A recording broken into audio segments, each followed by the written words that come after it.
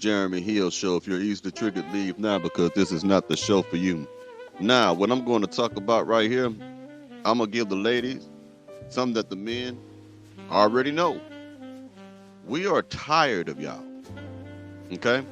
Men are tired of the modern day woman, black women in particular. I address my community more than I do others, but it's still the same information that can be applied to every community. But men as a whole, en masse, are tired of the westernized thinking that the American black woman has. Now I'm gonna put some women on the screen, and they're gonna tell you the same thing I just told you, but from a woman's point of view. Let's get it. 1 second. So from what I gathered from my video yesterday in the comments, men have had it up to here with women. Like, them men in my comments are fed up. You hear me? They are sick of y'all shit. Okay, so I seen the comments and, I tried to see what was commented the most. And men, their turnoffs are women asking for money. Women coming with that masculine energy and being argumentative. Our mouths, y'all mouths, because I know how to shut the hell up. Okay. And having homeboys, having a lot of male friends. Those are the things that the men they've had it up to here with. They don't want to hear y'all mouth. They want y'all to shut up and stop treating them like, one of your little friends on the streets. They don't want that masculine energy. Ladies, they want you in your soft girl era. But ladies, how y'all feel about what the men got to say? I don't care about how they feel. I'm gonna tell you something, man. She said a whole lot in a little bit of time right there. We're tired of your mouth. Like I say a lot of time, y'all need to learn how to shut the fuck up. Y'all talk too much. Your mouth is reckless. You talk too fly. And what's so crazy is a lot of you women will say that that you have an attitude. You have a short temper. You talk fly, but you don't do nothing to fix that. You just keep on talking. We're tired of you begging for money, not asking. Begging for money. Everything has a dollar sign attached to it. We can't get you to do something. If we're not in a relationship, it's gonna cost dollars. If I want to talk to you, somehow or another, what you need gonna come out your mouth. Oh, I'm late on this bill. You're gonna throw hints and clues, man. I'm only $3 short of this and that. I'm telling you, man. And we don't want you to have a whole lot of guy friends. All that play brother shit, play cousin shit is out the door when you're in a relationship with a real man. I don't care how long you know that dude. Men do not want other men around their women. They can call you, your play cousin and brothers and shit. They can call you, text you, tell you their problem. You better go tell them to go find a priest and make a confession to talk to the preacher or something, or go tell him to get his own damn woman to tell her what he got to say. Shit is out of whack with you women. In my most humble opinion. Just keep going. So the problem with this belief is everybody's getting taken care of except the husband. He gets neglected. He goes out, he works the hardest, he pays the bills, he provides, he take care of the children, he take care of you, he take care of things in the house, and he take care of things outside of the house.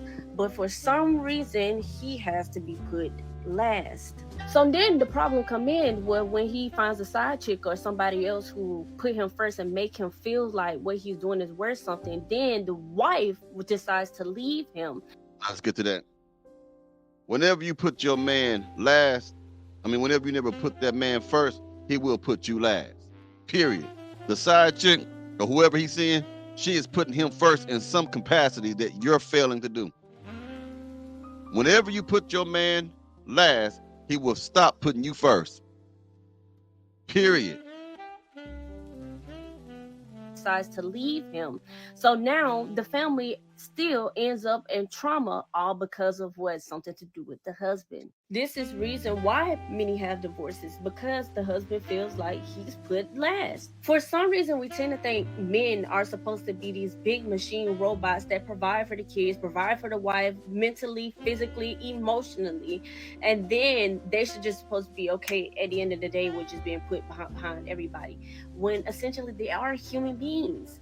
They have feelings, they have emotions, they have wants, they have needs, they have desires, they have compassion, they have all of these things that needs to be dealt with. They have these things that needs to be considered as well. I see people in the comments complaining about, oh, well, if your husband come home, you gonna fix him a plate first. Yes, them kids, okay, they been upstairs playing the game all day. This goes back to one of my earlier videos, man. A lot of women who say their children come first are a bunch of fools. I'm gonna tell you why. There's only one structure, one way that a child is supposed to come into this world, and that's through matrimony. It's supposed to come from a woman who is married, who has a husband, okay? Husband and wife produce a child. And if that was to happen that way, then she would not be saying shit like, I'm gonna put my kid first, because she made vows and took an oath before God and man that she was gonna put her husband first. Those children come later, okay? Women who have children out of wedlock, who have all these multiple baby daddies, whenever they meet another man, of course she gonna say she gonna put them kids first, because those kids came first before she met another man. So that means that that man, who may be a good man, will always come last or second to the children. This is why you have to keep your damn legs closed. You chose to have a baby, and then you're gonna get upset as a man because he wants you to put him first? That's your fault. Even if that man decides to be a stepfather, he still got to come first over those children, because he's providing, protecting, and teaching the child. You're selfish, and you're uninformed, you're untaught, you're foolish, because you don't know. And whenever a man tell you these things, you get in your feelings. Oh, you can't tell me what I need to do. Someone needs to, because apparently what you've been doing has not been working. A child here, one bastard child with this man, another bastard child with that man, a third bastard child with all three different men. And then a good man come along, and you want to step on him and use him. You want to play puppet master, and he got to be the puppet. You pull the string and stuff, and he's supposed to do whatever the hell you want him to do. And then you want him to come last. You want these other men's legacies, these other men's children to come first? You don't see how that sounds messed up? Upstairs playing the game all day. They ain't doing nothing. They ain't working. They ain't paying no bills. He can eat, and he gonna get the biggest plate because he busts his tail. At least mine does. He busts his tail. He worked day in and day out just to provide. So let alone, what's the problem with me putting him first? Because if he's mentally unstable, then the weight is put back on the wife, and the children bear that weight, because a lot of the times women are emotional, and what they feel inside, they display outside. Even when he is injured, that burden goes back on me, back on the wife, and it goes back on the children, because now I'm having to take care of you and them, and I'm going to have to find a way to provide until the meantime.